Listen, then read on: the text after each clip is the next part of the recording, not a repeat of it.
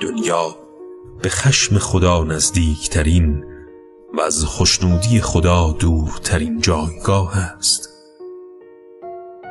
پس ای بندگان خدا، از غم و اندوه و سرگرمی های دنیا چشم برگیرید،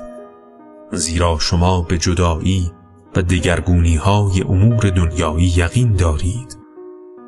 و چونان دوست مهربانی که نصیحتگر و کوشا برای نجات رفیقش تلاش کند،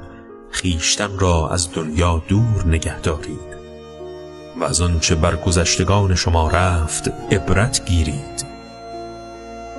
که چگونه بند بند اعضای بدنشان از هم گسست، چشم و گوششان نابود شد، شرف و شکوهشان از خاطرها محو گردید و همه ناز و نعمتها و رفاهها و خوشیها پایان گرفت که نزدیکی فرزندان به دوری و از دست دادنشان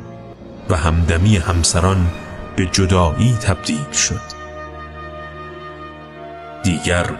نه به هم می نازند و نه فرزندانی می آورند و نه یکدیگر را دیدار می کنند و نه در کنار هم زندگی می کنند. پس ای بندگان خدا،